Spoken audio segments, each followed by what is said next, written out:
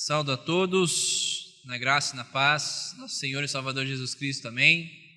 Amém. Como é importante estarmos juntos mais um domingo, onde, como a Cecília disse, debaixo da graça do Senhor, na verdade, e alegres, motivados pela palavra, mas também motivados pelo encontro dos santos, encontro dos irmãos e das irmãs.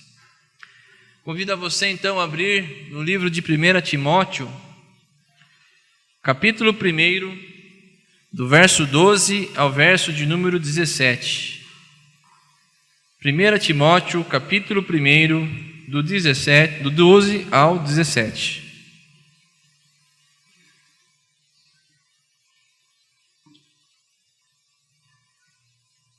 Diz assim a palavra do Senhor: Sou grato para com aquele que me fortaleceu, Cristo Jesus, nosso Senhor, que me considerou fiel, designando-me para o ministério. A mim, que noutro tempo era blasfemo e perseguidor e insolente, mas obtive misericórdia, pois o fiz na ignorância, na incredulidade. Transbordou, porém, a graça de nosso Senhor com a fé e o amor que há em Cristo Jesus. Fiel é a palavra e digna de toda aceitação, que Cristo Jesus veio ao mundo para salvar os pecadores, dos quais eu sou o principal. Mas por essa mesma razão me foi concedida misericórdia, para que em mim o principal evidenciasse Jesus Cristo, a sua completa longanimidade, e servisse eu de modelo a quantos hão de crer nele para a vida eterna. Assim, ao Rei eterno, imortal, invisível, Deus único, honra e glória pelos séculos dos séculos. Amém. Amém. Vamos orar. Grandioso Deus, amado Pai, fala conosco nessa noite, fala ao nosso coração, que possamos estar sensíveis à sua voz, no nome santo e precioso de Jesus, amém, amém. Amados e amadas, estamos no mês de setembro e esse mês temos como tema principal de nossa pregação a graça do Senhor Jesus. E hoje abordaremos o assunto da graça transformadora de Cristo Jesus. Na semana passada falamos sobre a graça que unifica diferentes povos sob uma mesma aliança. Falamos da união a partir de Cristo Jesus, dos gentios e dos judeus. Abordamos também, no contexto nosso, da nossa igreja, que muitas pessoas estão lá fora, mas também poderiam estar aqui dentro. Ou seja, a igreja também é uma igreja que fala da mensagem da graça aos de fora. Fala do amor de Deus aos de fora, unindo as pessoas de fora com as pessoas de dentro. Falamos sobre o chamado da igreja em unificar em Cristo Jesus todos os povos. Hoje abordaremos o assunto da graça que transforma. E assim como Paulo foi chamado e designado, nós também fomos chamados para servir, designados para servir, designados para amar, designados para perdoar, chamados também para sermos transformados a partir da graça do Senhor Jesus em nossas vidas. Dia após dia, nós assistimos os noticiários e acompanhamos as mais diversas notícias presentes em nosso meio, Temos as mídias sociais também, como propulsora desses noticiários. E nós percebemos que estamos num mundo cada vez mais exigente, cada vez mais corrido, menos gracioso, mais frio. A secularização transformou pessoas que eram civilizadas e associadas em concorrentes. Se você é um advogado, não sei se temos um advogado aqui, mas se você é um advogado, saiba que há tantos outros advogados que estão concorrendo com você. Se você é um mecânico, saiba que tem tantos outros mecânicos também que estão concorrendo com você. Se você é pastor e pastora, saiba que há tantos outros pastores e pastoras, talvez muito melhor que você e eu, por aí. Infelizmente, a perspectiva da concorrência é presente na nossa atualidade. E cada vez mais são exigidas as coisas sobre as nossas vidas, tanto no termo profissional quanto no meio social, na nossa família também. Eu e minha esposa acabamos de casar, já perguntaram sobre os filhos, e os filhos quando vêm, a cobrança atrás de cobrança. Isso é saudável, eu sei. Mas muitas vezes no mundo cada vez mais constante e rápido, onde o ontem já foi, tudo que vale é o agora e o depois. O merecimento, palavra hoje em destaque, meritocracia, se destacam para aqueles que se esforçam. O mundo se tornou um mundo competitivo, onde você nada mais é do que um número que produz. E você precisa produzir, e produzir, e produzir cada vez mais. E se você não produz como convém na sociedade, você é deixado à margem, você se torna um marginalizado. Mas quando você mais produz para essa sociedade, quando você mais produz a esse mundo corporativo, mais esse meio vai exigir de você. Faça e faça cada vez mais. E nessa ansiedade de fazermos tantas coisas, fazermos muitas coisas, muitas vezes nós fazemos e não sabemos o porquê fazemos. Só sei que é assim. Fui ensinado dessa maneira. Não sei por que eu produzo tanto. Não sei por que eu sou forçado a trabalhar dessa maneira. Nós não percebemos o porquê. E muito pior, nós não percebemos pelo que trabalhamos, pelo que nos esforçamos, pelo que estamos sendo fadados ao cansaço. A luta, então, pela vida diária nos fazem adoecer. Fazer. Sobra então cansaço, sobra esgotamento, tanto físico quanto mental. Falta-nos tempo de qualidade, falta também dinheiro, que talvez é o principal meio dessa sociedade para se destacar. A igreja também pertence a esse tempo. Nós não estamos fora da secularização atual. Queríamos nós fazer parte do Kairos de Deus, não é verdade? Onde o tempo não é definido pela cronologia, e sim por aquilo que Deus deseja. Mas estamos fadados a esse mesmo tempo. Todos nós estamos no mundo secular. E essa maneira do mundo cobrar de nós algo que nós devemos fazer se tornou presente na nossa igreja. Quer um exemplo? O que aconteceu na pandemia? Nós tivemos que nos adaptar ao contexto dessa pandemia. Tanto é que estamos gravando nossos cultos hoje. Em fim do que? Em fim das mídias sociais, para que mais pessoas possam ver. Isso é bom.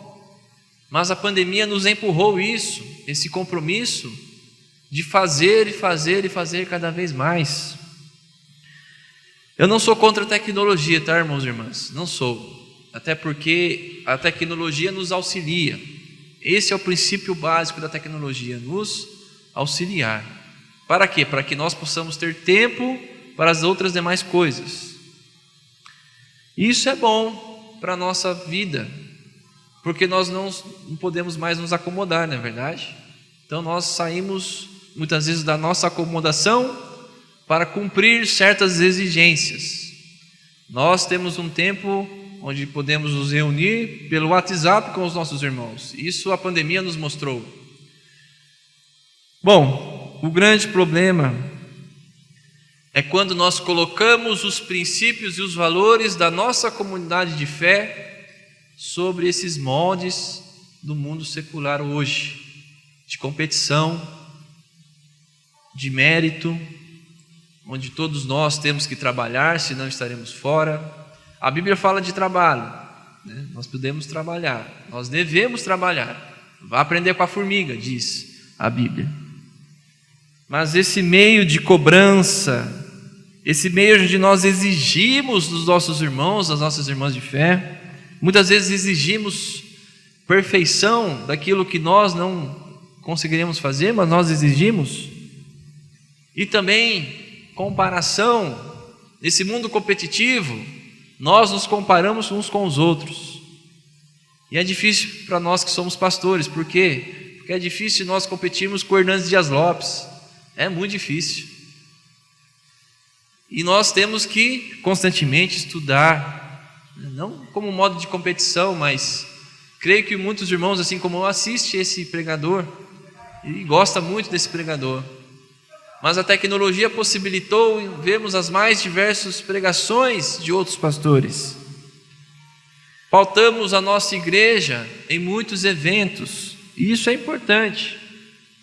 Mas não sei se você já percebeu, são sempre as mesmas pessoas que fazem as programações. São mesmos os sempre que servem. Talvez, colocando um número um pouco mais baixo, talvez 30 a 20% da igreja são as pessoas que servem diariamente a nossa igreja. E eu falo no modo geral, tá? Não estou falando da nossa especificamente denominação. Mas essas pessoas sempre fazem com amor, com dedicação. O problema é que o tempo está passando. A exigência das coisas tem se tornado prioridade em nossas vidas, infelizmente. E passa o tempo, passam-se os anos, essas mesmas pessoas que servem dia após dia estão se tornando cansadas. E não há renovação, mas sim há um espírito de cansaço entre as pessoas que servem a igreja do Senhor. Em resposta disso, no mundo competitivo, no mundo onde nós temos que fazer e fazer e fazer, o Senhor Jesus ofereceu primeiramente à sua igreja a sua graça. E todos os valores desse presente século, como os valores presentes lá na época de Paulo e de Jesus, não há nada que se compare à graça do Senhor Jesus. Portanto, no mundo competitivo, a igreja é chamada para levar a graça de Jesus às pessoas cansadas, fatigadas, ansiosas. A igreja é chamada para oferecer essa graça. A graça que irá transformar pessoas que são concorrentes em irmãos, pessoas que são inimigas em amigas, até pessoas que se machucaram por não conseguir andar no mesmo passo, no mesmo compasso que essa sociedade. A igreja oferece a transformação a partir da graça do Senhor Jesus. Acabamos de ler aqui então Paulo escrevendo a seu amigo Timóteo, filho na fé. Paulo escreve a Timóteo que diante da graça de Deus, nós somos chamados, somos vocacionados, somos designados. Paulo fala isso no versículo 12 e 13. Sou grato para com aquele que me fortaleceu, Cristo Jesus, nosso Senhor, que me considerou fiel, designando-me para o ministério. Designando-me para o ministério. Designando-me para o presbiterato, para o diaconato, para servir café lá depois do culto, para ficar na mesa. Cristo nos designou. Versículo 13: a mim que no outro tempo era blasfemo, perseguidor e insolente, mas obtive misericórdia, pois o fiz na ignorância e na incredulidade. Paulo, ministro do Senhor, proclamador da palavra, missionário, vivia indo de igreja em igreja pregar. E se não pegava, se estivesse preso, enviava a carta. Esse mesmo missionário era tido como traidor judeu, traidor entre os fariseus. Porém, esse servo do Senhor possuía um passado obscuro, um passado que faz dele ter vergonha dos seus próprios atos no passado. Perseguidor de cristãos. Ele mesmo fala, perseguidor, blasfemo e insolente. Paulo então começa a se sentir culpado pelo seu passado. Mas diante da graça do Senhor Jesus em sua vida, ele se transformou, o Senhor o transformou em alguém que é aceito, fiel e ministro, proclamador da palavra. A graça do Senhor Jesus o transformou. Não coloque sobre os seus ombros a culpa do seu passado. Não coloque o peso do presente, na ansiedade do presente, na frustração que você tem nesse século, no mundo competitivo. Não coloque sobre os seus ombros, mas deixe a graça do Senhor Jesus adentrar e transformar a sua vida. É pela graça que nós somos aceitos por Cristo Jesus. Nós já falamos aqui constantemente, não é por méritos nossos, mas é pela graça. O apóstolo Paulo, ele tinha um passado obscuro, é verdade. Porém, ele se sentiu transformado pela graça salvadora do Senhor Jesus Cristo. Paulo faz então do seu passado uma ferramenta. E que ferramenta seria essa? Uma ferramenta onde ele não pode se orgulhar do título que ele tinha de apóstolo e ministro. Por quê? Porque ele sabia de onde ele veio. O seu passado o mantinha com os pés no chão.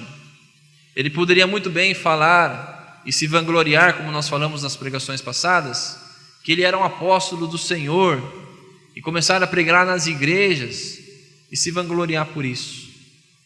Mas o seu passado torna-se dele culpado diante da situação. Mas a graça do Senhor Jesus adentrou a sua vida. Fez então do seu passado uma ferramenta para a sua própria humildade, do qual ele se designava o pior dos pecadores. Paulo conheceu a graça do Senhor Jesus. Paulo entendeu a graça.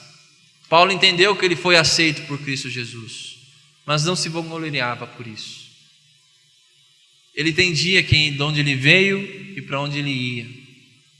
Nós também devemos entender que nós éramos pecadores. Nós somos pecadores, mas nós estávamos no pecado, numa vida de pecado. E Cristo nos resgatou. Para quê? Para sermos aceitos e libertos. Isso é graça de Deus para as nossas vidas. Amém, igreja? Amém. Somos aceitos. Nós acabamos de cantar aqui: sou livre, perdoado por Cristo Jesus. Isso é graça. Uma outra visão do texto bíblico de Paulo, nós podemos ter que a misericórdia então o alcançou numa vida de ignorância e incredulidade. Ele diz aqui, destaca-se no versículo 3: no outro tempo era blasfemo, perseguidor, insolente, mas obtive misericórdia, pois o fiz na ignorância e na incredulidade. Pode passar o texto aqui, Júnior. Não sei se vocês conhecem um ex-presidente sul-africano chamado Nelson Mandela. Esse senhor aqui. Ele diz em seu discurso: ninguém nasce odiando outra pessoa pelo cor de sua pele, por sua origem ou ainda por sua religião. Para odiar, as pessoas precisam aprender, e se podem aprender a odiar, podem ser ensinadas a amar. Ele fala isso no contexto do apartheid, onde brancos e negros guerreavam em sua época, tiravam a vida uns dos outros e eram presos. E ele diz que aquele que aprendeu a odiar, também podem aprender a amar. A palavra de Deus, irmãos e irmãs, pode tirar, Júnior. A palavra de Deus diz para nós que o mundo jaz no maligno. 1 João 5,19. Se nós não sermos entregues sobre o domínio do Senhor, quem é que nos dominará? As forças malignas. Convido a você a enxergar então o seu próximo, aquela pessoa que não ama, sob a perspectiva da graça de Jesus. Por quê? Porque as pessoas estão sendo ensinadas a competir desde criança. A criança nasce e já fala: isso aqui é meu, e não há quem tire isso da mão dela. Parece que aprende sozinha essas coisas erradas, né? Mas muitas pessoas estão sendo ensinadas, infelizmente, fora dos parâmetros bíblicos de amor e misericórdia. Pessoas estão sendo ensinadas a competir. Pessoas estão sendo ensinadas para somente ver os próprios problemas. Se nós abrirmos a nossa Bíblia em Atos capítulo 4, 35, Atos nos vai mostrar, Lucas vai nos mostrar que muitas pessoas doavam seus bens, vendiam seus bens e distribuíam na comunidade conforme a necessidade do próximo. Ou seja, as pessoas não haviam necessidade entre elas na comunidade de Cristo, na igreja de Jerusalém naquela época. Mas estão ensinando o contrário. Estão nos ensinando a serem pessoas competitivas, pessoas que merecem, pessoas que infelizmente podem até mesmo tirar a vida em prol da religião, em prol da ideologia, em prol de qualquer outro motivo. E infelizmente esse motivo pode ser até mesmo o mais banal. Pessoas estão sendo ensinadas pelas forças malignas. A graça transformou um ignorante, como ele mesmo fala, Paulo mesmo diz, incrédulo, blasfemo, um dos maiores precursores do Evangelho de Cristo. A graça de Deus chega à igreja. Primeiramente, aprendamos a amar como Cristo amou a sua igreja. Aprendamos a amar assim como Paulo amava Timóteo, assim como Paulo amava a igreja, assim como Paulo amava o Evangelho e deu a sua vida por ele. Nós falamos aqui na quinta-feira, né? Qual é o motivo de você perder a vida? Será que vale a pena você perder a vida por coisas banais? Ou vale a pena você perder a vida por aquilo que vale a pena? Aprendamos a amar como Cristo. Porque nós fomos ensinados a odiar. E assim como Mandela nos disse, se você está apto a odiar, você também pode estar apto a amar. E a partir do momento que nós aprendemos a amar, a partir da graça do Senhor Jesus, temos o dever de espalhar essa graça para as pessoas que não sabem amar. Esse é o mistério do Evangelho. Amar aquele que não merece, amar aquele que só faz maldade, amar aquele que só dá cano na gente, gosta de tirar vantagens. Este é um evangelho que é loucura aos olhos dos homens. Porém, na perspectiva da graça do Senhor Jesus, essas pessoas podem ser transformadas. E aprenda a enxergar essas pessoas na perspectiva da graça do Senhor Jesus, porque talvez essas pessoas só sabem fazer uma maldade. Por quê? Porque elas foram ensinadas dessa maneira. Nós temos a luta, né? Quem é que ensina a criança? É o professor ou os pais? Nós devemos ensinar as nossas crianças, devemos ensiná-las a amar, ensiná-las o caminho que é certo, que é correto. A escola é só base, viu, gente? A escola é só auxílio. Igreja também, viu? Igreja é auxílio para a educação dos seus filhos. A educação vem dos pais. Mas elas precisam aprender pelos pais a amarem. A igreja então se torna um ponto da graça de Deus em meio a tanta maldade. Em um contexto secularizado de competição, a graça então encobre qualquer pecado. E olha o que diz o versículo 14: transbordou, porém, a graça de nosso Senhor com a fé e o amor que há em Cristo Jesus.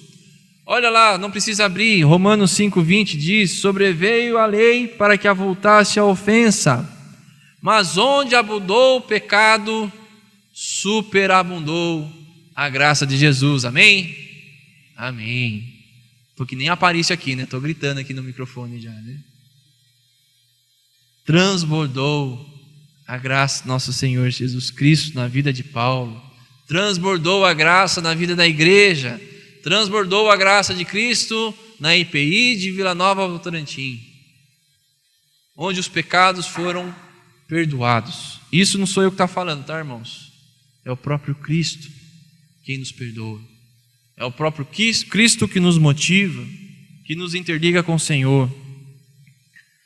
A graça, um valor imerecido, chegou à igreja. Somos a partir de agora agraciados. Somos a partir de agora aceitos. Somos a partir de agora motivados, assim como Paulo foi motivado, perdoados, purificados pelo sangue de Cristo, aceitos como filhos e filhas na fé. Como você se sente hoje? No mundo globalizado, no mundo competitivo, no mundo onde a maldade, infelizmente, está dominando as pessoas. Permita-se ser inundado na graça do Senhor Jesus. E Paulo termina aqui, em 1 Timóteo: fiel é a palavra e digna de toda aceitação, que Cristo Jesus veio ao mundo para salvar os pecadores, dos quais eu sou o principal. Paulo reconhecia que ele era um pecador por conta do seu passado, mas por essa mesma razão me foi concedida misericórdia. Para quê? Para que em mim o principal evidenciasse Jesus Cristo, a sua completa longanimidade, ou seja, a completa bondade vinda de Cristo Jesus, e se servisse eu de modelo a quantos hão de crer nele para a vida eterna. A vida de Paulo começa a ser um exemplo da imagem de Cristo às pessoas. A graça transformou Paulo, um miserável pecador, em um instrumento que refletia a imagem do Senhor.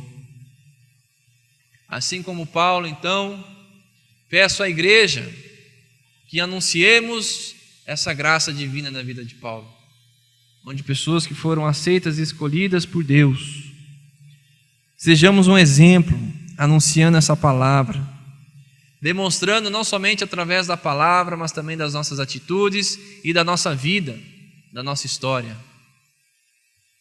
É muito bom vermos pessoas, irmãos nossos, irmãs, que tiveram uma vida de fé, e nós olhamos essas pessoas e falamos: essa pessoa foi transformada pelo Senhor, porque a sua vida diz isso, a sua trajetória diz isso, a maneira como ela lida com as pessoas diz isso. Assim como Paulo, assim como Cristo agiu na vida de Paulo, Cristo está agindo na vida da sua igreja, para sermos agraciados.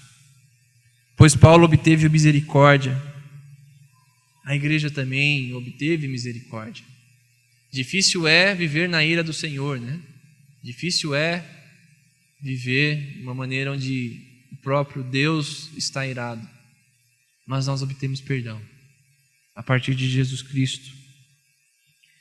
Então, a partir do momento que nós somos agraciados, torna-se em nossa vida uma vida de obediência. Evidencia então a caminhada de fé vinda através de Jesus Cristo na vida da sua igreja.